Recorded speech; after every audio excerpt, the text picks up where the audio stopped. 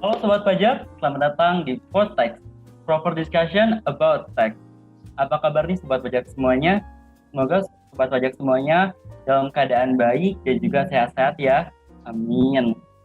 Gak kerasa ya Sobat Pajak, kita sekarang udah masuk ke episode ketiga. Dan pastinya kita dari tim Podtext senang banget bisa berbagi cerita, pengalaman, maupun ilmu kepada Sobat Pajak semuanya. Jadi buat sobat pajak semuanya, terus dengerin podcast ini dan juga ajak sobat-sobat pajak lainnya buat dengerin, oke? Dan seperti biasa, di episode kali ini juga saya pastinya tidak sendiri karena kita sudah kedatangan bintang tamu. Kalau kemarin mungkin bintang tamunya itu adalah anggota-anggota Tech Center. Kalau sekarang ini agak berbeda nih. Kalau sekarang ini kita sudah bukan dari anggota Tech Center lagi bintang tamunya. Gimana nih? Kira-kira udah penasaran belum? Oke lah ya, tanpa membuang-buang waktu, mungkin langsung aja kita sapa bintang tamu kita, yaitu di sini udah ada Kalidia. Halo Kalidia. Ya, halo Dik-Dik. Halo semuanya. Halo. Aduh, kayaknya sekarang udah lama banget nih nggak ketemu Kalidia. By the way, Kak, gimana nih kabarnya? Alhamdulillah, aku baik. Kamu gimana kabarnya? Alhamdulillah, baik juga dong, Kak. Nah, Kalidia, ya. mungkin ini Kak, mungkin sebelum kita tanyakan lebih jauh, kayaknya sobat-sobat pajak pengen kenal dulu deh sama Kalidia. Kayak, mungkin siapa sih Kalidia itu gitu. Kayak boleh dong kenalan dulu sedikit. Oke, boleh. Halo semuanya. Namaku Lydia Nur Atifa, lulusan dari Universitas Singapura Bangsa. Aku angkatan tahun 2016 dan aku juga saat masih menjadi mahasiswa juga anggota dari Tech Center Unsika di tahun 2016 juga, 2016-2017 baru masuknya.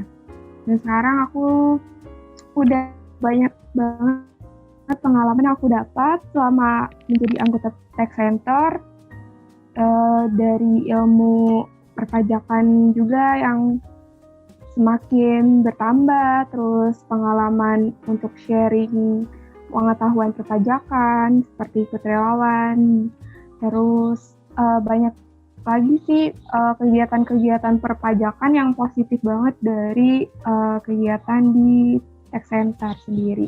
Udah kayak itu aja deh. Terkenal dari aku. Nanti kepanjangan. Nggak apa-apa dong Kak, karena kan sobat pajak ini kan pastinya pengen kenal sama Kalidia lebih dalam lagi, lebih jauh lagi. Nah, jadi sekarang sobat pajak lihat dulu ya bahwa Kalidia itu sekarang adalah lulusan Unsika dan juga demisioner Tech Center. Nah Kak, kalau sekarang Kakak lagi sibukannya apa nih Kak? Sibukannya setelah lulus ini? Setelah lulus, aku lulus tahun 2020. Tahun 2020, 18 Juni 2020. Terus setelah lulus, aku alhamdulillahnya langsung kerja di perusahaan yang ada di Karawang. Awalnya sih magang dulu ya, aku magang di perusahaan Karawang yang bergerak di bidang ekspor-impor, jasa forwarding, dan awalnya aku dapat bagian tax staff untuk magangnya, jadi aku pegang untuk mengelola bagian pajak di perusahaan tersebut, dan setelah itu aku baru jadi karyawan di perusahaan tersebut.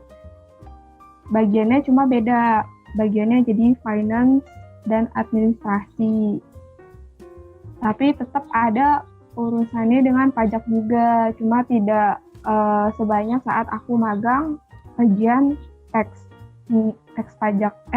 staffnya. Terus sekarang aku udah pindah dari kerjaan aku yang sebelumnya. Dari kerjaan sebelumnya aku resign dan pindah di salah satu perusahaan Korea yang ada di Cikarang di daerah Delta Silicon 2. Dan alhamdulillahnya kerjaan yang aku pegang sekarang juga nggak jauh beda sama kerjaan sebelumnya. Aku dipercaya di bagian accounting and tax. Jadi aku masih ada kaitannya lagi dengan perpajakan. Yang alhamdulillahnya tuh dari aku kuliah sampai akhirnya kerja itu semuanya ada sangkut pautnya gitu, masih berkaitan dengan perpajakan. Jadi ya itu lagi sibuk kerja di perusahaan yang baru, udah masih baru juga sih, baru beberapa bulan juga karena aku baru pindah, tapi udah banyak juga ilmu tentang perpajakan yang aku dapat juga dari perusahaan yang baru ini. Alhamdulillahnya sih itu. Wih, mantep banget Kak Lydia. Sekarang kerjanya jadi masih berhubungan sama pajak dan pajak ya Kak.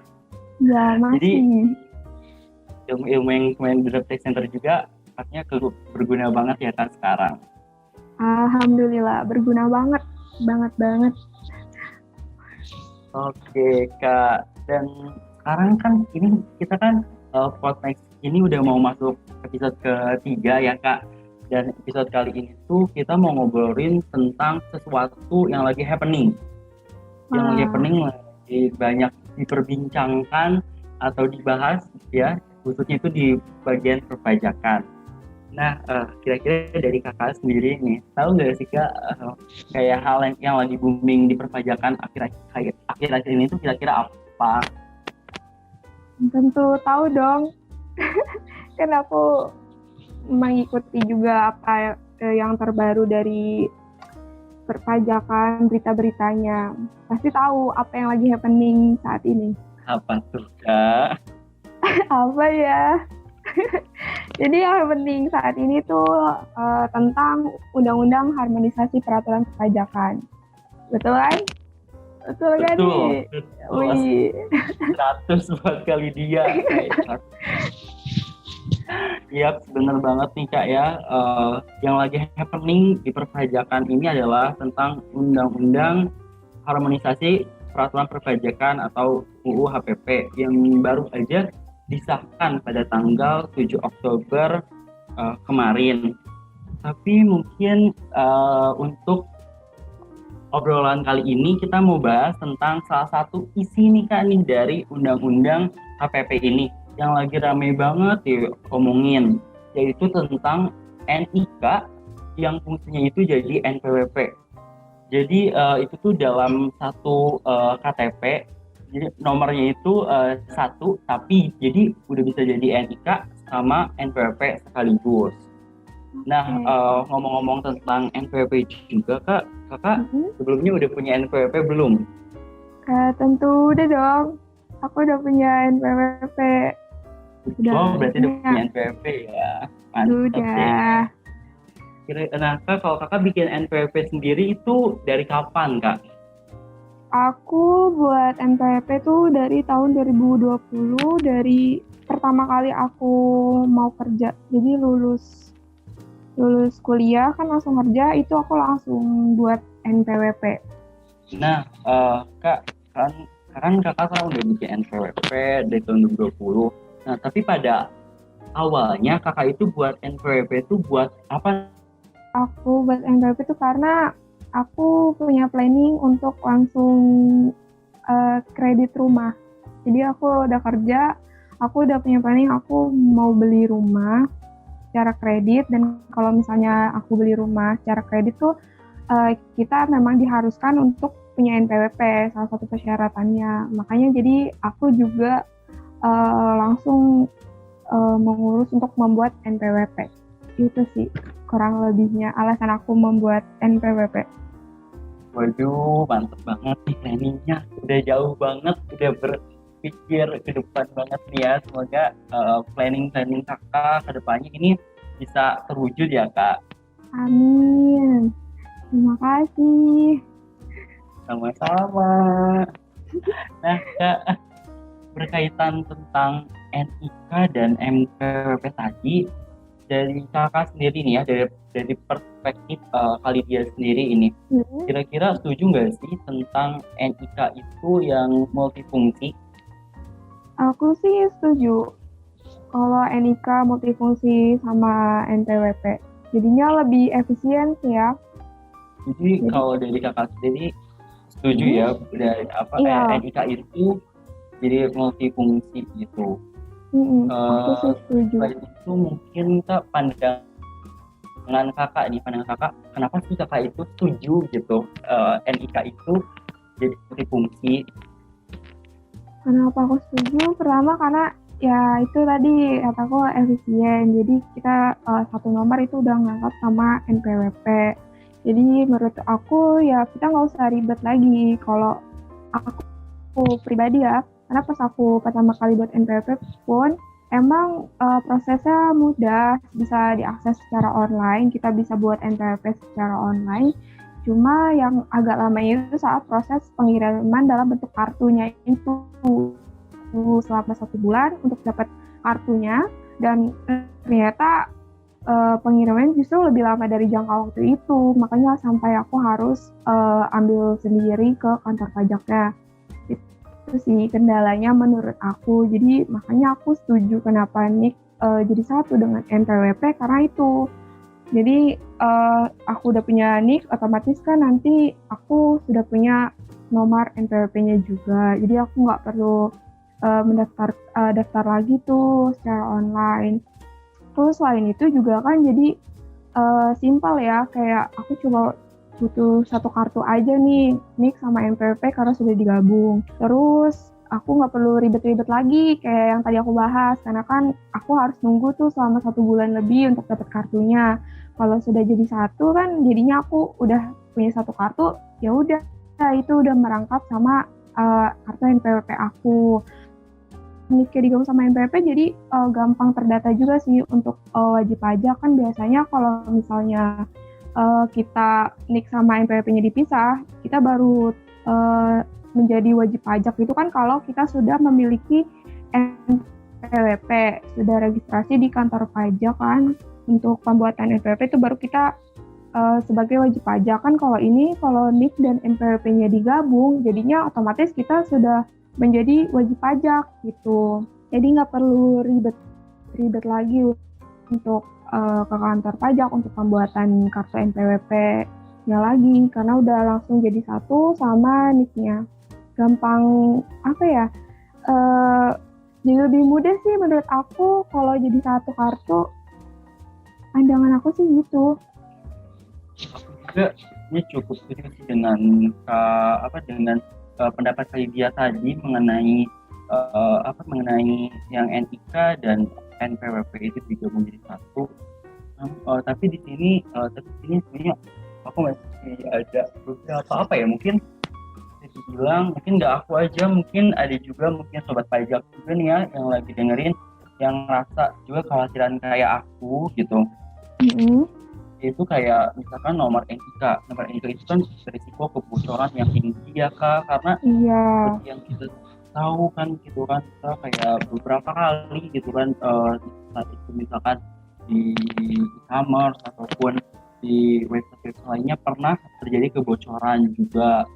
Lalu kan jika NIK ini bocor kan datanya itu pasti tersebar makin banyak karena terintegrasi dengan pajak ini ya kak. Terus juga pasti butuh waktu adaptasi juga nih ya yang cukup lama, perpindahan dari yang awalnya yang dipisah itu sekarang jadi digabung NIK sama NPWP-nya. Sama pasti nanti penyesuaian database antara NIK dan pajak itu saya tadi membutuhkan waktu. Sama satu lagi sih ya, di dompet kartunya makin berkurang. Jadi kalau nggak ada uang itu makin kelihatan tipis gitu dompetnya. Iya sih benar, aku was-was juga itu. Jadi dompet aku kelihatan tipis. Kalau nggak punya uang makin kelihatan ya dik-dik. Betul banget kak. Aduh. Nah kak, kayak dari pandangan atau dari kekhawatiran yang aku rasakan dan mungkin sobat pajak rasakan itu, kalau dari Kak Lydia sendiri tanggapannya itu gimana nih kak?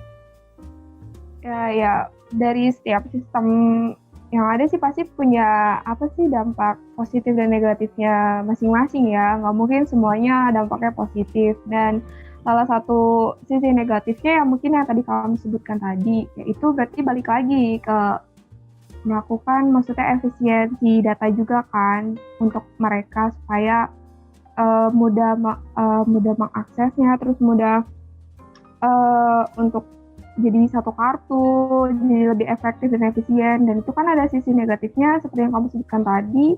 Jadi itu bahan evaluasi buat mereka untuk bagaimana supaya data kita masyarakat itu tidak mudah bocor, untuk tidak mudah bocor dari e-commerce atau semacamnya. Jadi ya harus semakin dikembangkan ya. Jadi dari sistemnya segala macam itu harus benar-benar dipikirkan juga oleh pemerintah, dan solusinya seperti apa untuk mengatasi kekhawatiran masyarakat, kekhawatiran wajib pajak, supaya data NPWP atau data perpajakan wajib pajak itu tidak diketahui oleh orang lain. Karena kan pasti semua data wajib pajak itu kan bersifat sangat-sangat rahasia. Jadi itu pemerintah harus sangat-sangat memikirkan bagaimana solusinya untuk menanggulangi kayak sisi negatif tersebut. Itu sih pandangan aku. Jadi harus benar-benar dievaluasi terus perkembangannya seperti apa supaya apa sih peraturan perpajakan yang baru ini tuh bisa berjalan dengan baik dan meminimalisir dampak-dampak negatif yang ada. Itu sih pandangan aku. Iya, aku setuju juga sih sama Kak Lydia. Makanya kita sebagai warga Indonesia dan juga sebagai wajib pajak, kita kayaknya serahkan saja ya kepada pemerintah, Kak, karena iya betul. Ya karena kita juga pasti udah yakin lah ya Kak, pemerintah dengan melakukan perubahan ini gitu kan pasti sudah memikirkan hal-hal lainnya. Jadi semoga berjalan lancar aja nantinya. Iya betul, amin. Nah Kak, karena topik ini yang lagi kita bahas tuh kan kayak tadi kayak lagi happening banget nih gitu kan. Jadi dari kita nih dari tim Portex ini juga udah melakukan riset pastinya seputar seputar topik-topik yang lagi happening ini nih buat kita bahas juga. Nah mungkin kalau dari sini kita bahasnya lagi lebih ke itu sama Kak, lebih ke pandangan sama pendapat Kakak aja. Oke, udah siap Kak pertanyaannya? Ada pertanyaannya gampang-gampang kan ya? Tentang apa-apa, rasa mau ujian ya? Iya, aduh deg-degan deh aku. Bercanda. Oke. Jadi gini Kak, kan kalau anak SMA itu kan umurnya kan udah 17 tahun ke atas ya. Dan pastinya itu udah punya NIK yang usianya udah 17 tahun ke atas, itu mereka itu sebenarnya harus bayar pajak nggak sih Kak? Harus bayar pajak atau enggak? Kalau di atas 17 tahun udah punya NIK kan otomatis punya NPWP ya. Nah itu tuh belum, walaupun mereka di atas 17 tahun udah punya NIK, mereka belum berkewajiban untuk membayar pajak jika mereka belum memiliki penghasilan di atas PTKP. Tahu nggak PTKP-nya berapa? Ya Pak aku. Iya kamu tahu nggak PTKP-nya berapa? Aku tahu tidak, ya pastinya aku tahu dong. Iya berapa coba PTKP sekarang? Jadi seingat saya itu Kak PTKP itu adalah yaitu sebesar Rp udah deg-degan nih 54 juta. Betul nggak Kak? Betul. 100 poin. Alhamdulillah. Tenang. Alhamdulillah. Iya. Tidak memalukan. Sebenarnya sudah teruji ya sobat pajak semuanya kalau anggota kita sangat mengerti teori perpajakan. Bagus. Oke, jadi aku lanjut ya. Untuk PTKP-nya kan itu 54 juta. kalau misalnya kalian sudah di atas 17 tahun, memenuhi membayar pajak adalah syaratnya itu ada dua. Kita memenuhi syarat subjektif dan syarat objektif. Nah, syarat subjektif sendiri kan udah jelas ya, untuk orang pribadi yang tinggal di Indonesia atau berada di Indonesia selama lebih dari 183 hari dalam 12 bulan, atau dia berkeinginan atau memiliki niat untuk tinggal di Indonesia. Itu syarat subjektif. Dan harus memenuhi juga nih syarat yang kedua, yaitu syarat objektif. Jadi dua-duanya itu harus lengkap, nggak bisa cuma salah satunya aja. Nggak bisa cuma dia memenuhi syarat subjektif, terus dia harus langsung tuh bayar pajak, itu nggak bisa. Jadi dua-duanya harus lengkap. Nah, yang kedua adalah syarat objektif. Syarat objektifnya sendiri ini adalah bahwa si wajib pajak ini harus sudah memiliki penghasilan, dan penghasilannya itu harus lebih dari PTKP. Dan PTKP-nya sendiri adalah 54 juta. Jadi kalau misalnya si wajib pajak sudah memiliki penghasilan di atas 54 juta, melebihi PTKP, terus kan dia akan dipotong pajak tuh, akan dikenakan pajak lagi. Nah, itu baru dia berkewajiban untuk membayarkan pajaknya ke kas negara. Jadi dua-duanya ini harus lengkap ya. Jadi nggak cuma kita berpandangan cuma karena dia udah syarat subjektifnya sudah memenuhi, terus dia langsung berkewajiban bayar pajak. Itu enggak. Karena kita harus lihat lagi nih syarat objektifnya dipenuhi atau tidak. Kalau dia sudah terpenuhi syarat objektifnya juga, dua-duanya sudah terpenuhi, baru dia berkewajiban untuk membayar pajak. Jadi nggak perlu takut, nggak perlu risau untuk misalnya adik-adik SMA yang sudah nantinya memiliki NIK langsung was-was, aduh nanti aku harus langsung bayar pajak nih, harus langsung setor pajak nih. Nggak perlu takut, karena kan syarat dua tadi harus terpenuhi. Oke, itu jawabannya, penjelasan dari aku. Tuh, kayak gitu ya sobat pajak, kata kalian juga. Jadi jangan takut ya, jangan takut karena kalian harus memenuhi syarat objektif maupun subjektif. Iya, betul sekali. Iya, betul. Nah, Kak, buat NIK itu kan ada itu untuk orang pribadi, ada untuk orang pribadi. Nah, terus wajib pajak badan itu gimana nih Kak khususnya untuk misalkan untuk wajib badan perusahaan, apakah digabung juga atau enggak? Kalau untuk yang ini digabung dengan NPWP itu hanya atau dikhususkan untuk wajib pajak yang orang pribadi saja. Jadi cuma untuk wajib pajak orang pribadi, dan untuk wajib pajak badan kita tetap menggunakan NPWP yang biasa yang pakai kartu. Tuh masih berbeda. Jadi tidak sama, tidak digabung dengan NIK. Gitu. Oke, jadi masih tetap berbeda kalau untuk wajib pajak badan itu. Ya, nah, kalau untuk NPWP sendiri, kita kan juga mengenal adanya NPWP NE. Nah, kalau untuk NIK sendiri nih, gimana Kak nantinya? Apakah ada atau enggak nih kira-kira? Untuk NIK dan NPWP yang sama itu jadi hanya nomornya aja. Jadi untuk di database-nya nanti itu pasti tetap beda. Jadi untuk database NIK dan NPWP itu pasti akan dipisahkan ya. Jadi untuk NPWP yang menggunakan nomor NIK tetap ada istilah NPWP aktif dan NPWP non-efektif. Oke. Nah, Kak, ini mungkin karena mungkin waktu juga ya, kayak waktu juga. Karena saya masih pengen banget nih bahas lebih lanjut lagi mengenai perpajakannya, mengenai pembahasan kita kali ini. Tapi karena waktu juga ya, bukan durasi gitu. Jadi ini ada satu pertanyaan terakhir nih Kak nih dari saya. Oke. Jadi ini kan pertanyaannya itu kalau di pinjol ya Kak, tahu kan pinjol Kak? Iya, tahu. Nah, kalau pinjol itu kan punya data NIK. Nah Kak, Nah, Mm-mm. apabila memang nantinya NIPX digabung dengan NPWP, apakah Mm-mm. data NPWP-nya itu menurut kakak bakal bocor nggak sih? Dan itu serem nggak nih menurut kakak kalau sampai bocor? Kalau sampai bocor ya tentu serem.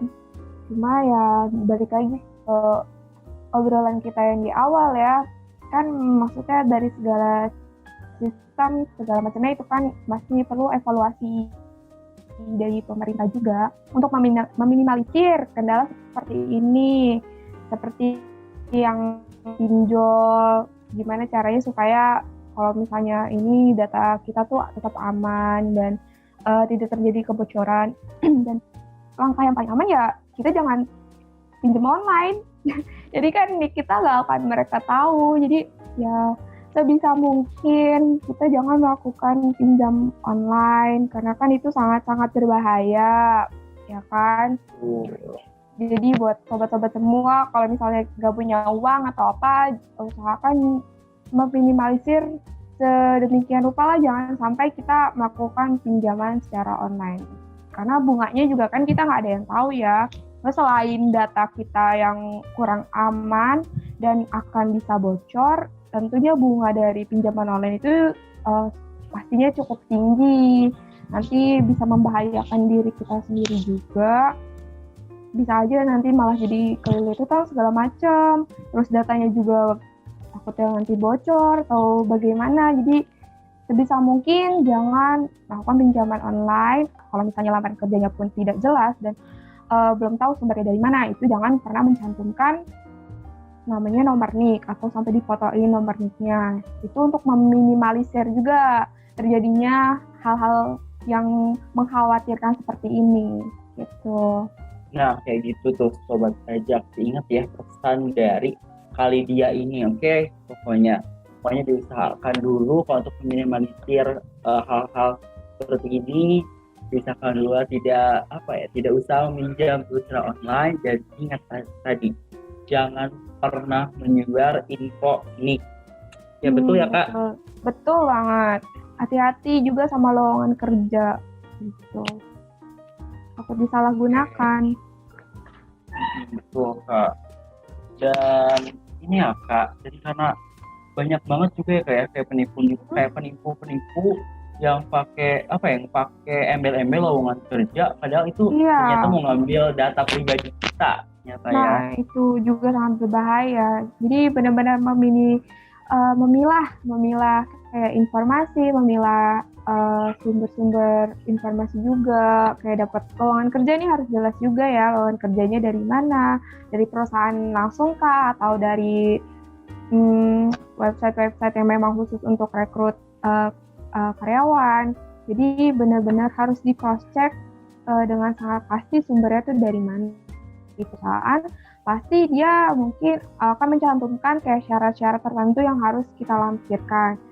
Dan hampir rata-rata sih menurut aku ya lokal sekarang tuh udah jarang yang harus mencantumkan NIK ya. Pasti karena yang sering diminta tuh CV kita, terus atau misalnya sertifikat-sertifikat kita yang kita miliki, sertifikasi segala macam, surat lamaran kerja seperti itu. Jadi kalau misalnya ada yang aneh-aneh dan sumbernya nggak jelas dan benar-benar kayak kekeh banget gitu, misalnya harus mencantumkan NIK atau apa, itu baru kita benar-benar hati-hati. Tapi kalau misalnya kita udah datangnya langsung gitu ke perusahaan dan file-filenya itu langsung diserahkan ke perusahaan dan mereka pun yang minta, HRD-nya yang minta, mungkin itu masih bisa kita kasih gitu, karena ya nggak mungkin juga ya perusahaan akan membocorkan data karyawannya gitu.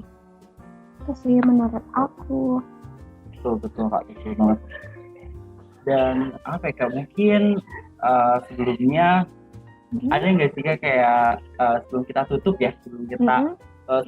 tutup sesi podcast kali ini atau sesi diskusi kali ini, pastinya kita berharap itu bahwa proses yang memang pemerintah mau jalankan perubahan ini yang akan dilakukan semua berjalan lancar. Semoga kekhawatiran kita tadi dan mungkin kekhawatiran sobat pajak juga tidak terjadi juga. Dan mungkin untuk sebelum kita akhir sesi diskusi ini ada nggak Kak closing statement dari Kak Lydia sendiri?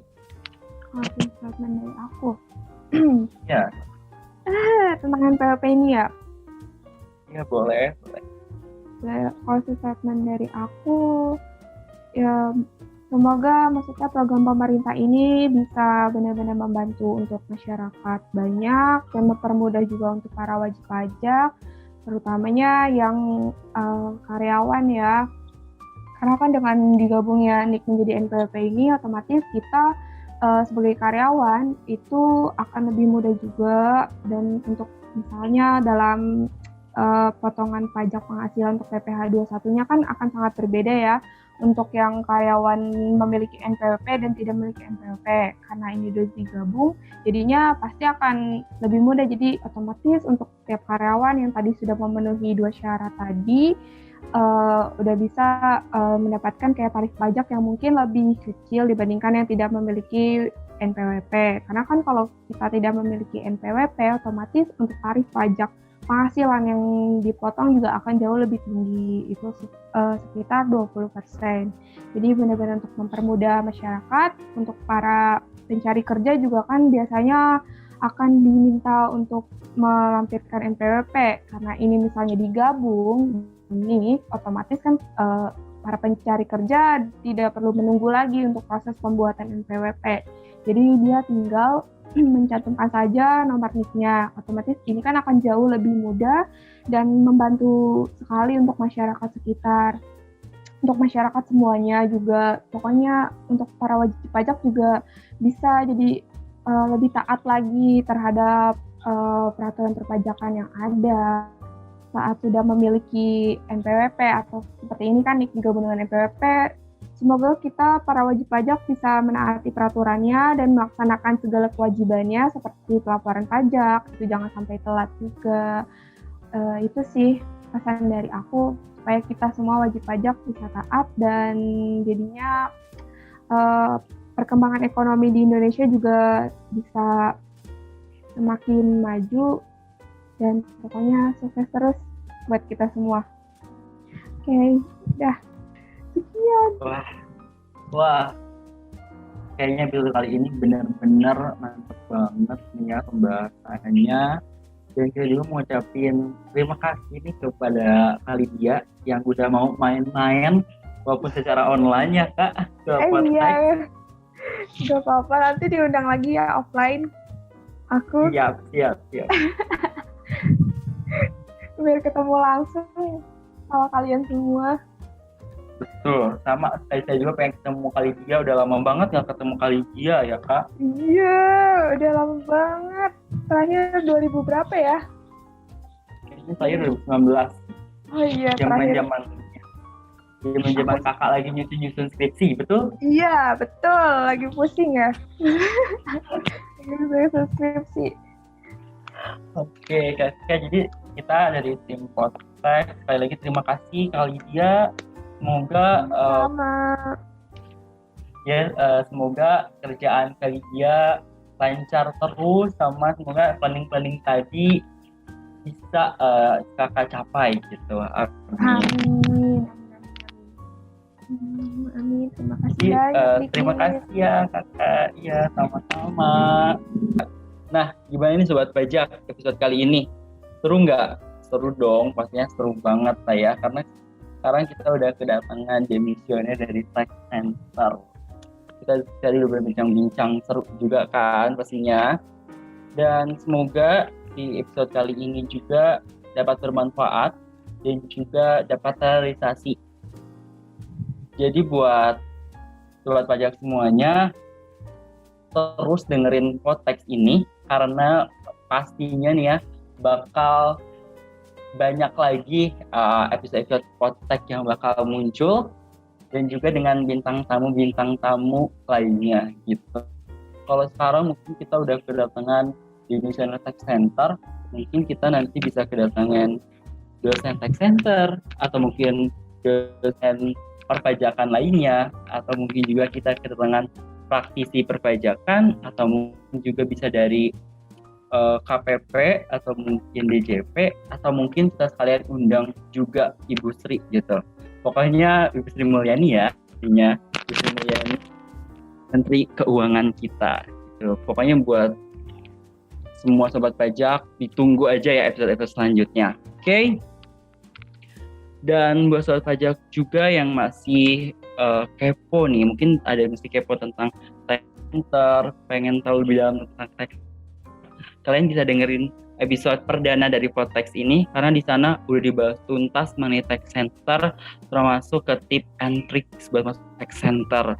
Atau kalian juga bisa lewat sosial media kita, baik itu Twitter maupun Instagram di @taxcenterunsika atau di website Tax Center, yaitu di www.taxcenterunsika.com. Sekali lagi terima kasih buat sobat pajak yang udah dengerin Podtax kali ini, dan sampai jumpa di episode selanjutnya. Dadah!